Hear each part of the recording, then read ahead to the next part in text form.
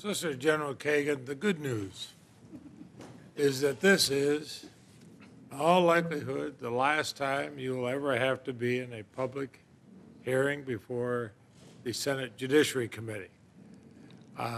Some of us have probably enjoyed it more than you have, but I have appreciated not only your intellect, but your good humor throughout. I said to somebody, see, we do agree on something.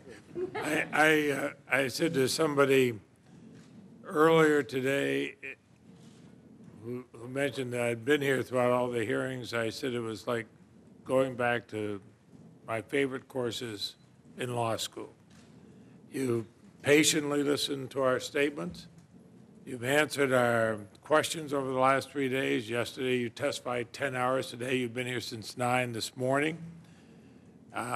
Each senator, both sides, participated in a 30-minute opening round. Some took the opportunity for another 20-minute round.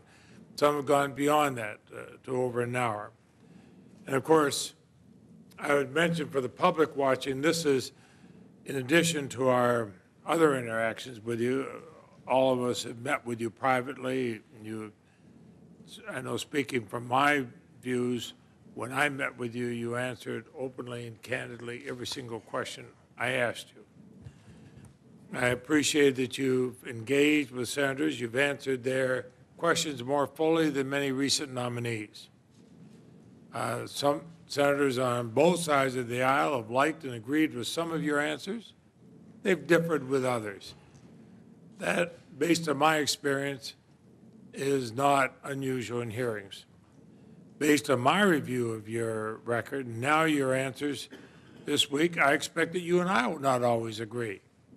I do not agree with every decision that Justice Stevens has written, or Justice O'Connor, or Justice Souter, but I have such great respect for their judgment. I respect their judicial independence, and I have never once regretted my vote for each of these justices. I mentioned these three, each were nominated by a Republican president. I voted for each of them. I've never regretted those votes for each of them. And I hope the senators and the American people have a better sense of the kind of justice you would be. You demonstrated an impressive, I'd say an encyclopedic knowledge of the law. And we can see why so many of your students, and many of whom I've met here during these hearings, consider you a wonderful teacher of the law. I told my wife last night, I really wish I could be back in law school taking a course from you. You spoke about your approach to the law and to judging. You consistently spoke of judicial restraint and your respect for our democratic institutions, your commitment to the Constitution, the rule of law. You demonstrated a traditional view about deference to Congress and judicial precedent, a view that conservatives used to embrace and, fortunately, few still do. I'm pleased that over 1,000 members of the public were able to attend your hearings in person. Thousands more watched your confirmation hearing live on television, and we streamed it online through the Judiciary Committee website. Now, I believe the country needs and deserves a Supreme Court that bases its decision on the law and the Constitution, not politics or an ideological agenda of either the right or the left. No justice should substitute his or her personal preferences and overrule congressional efforts to protect hardworking Americans pursuant to our constitutional role. Judges have to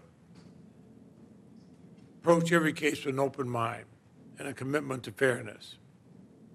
And I respect your pledge, and I take so seriously what you pledge all of us here, that you will do your best to consider every case impartially, modestly, with commitment to principle, in accordance with law.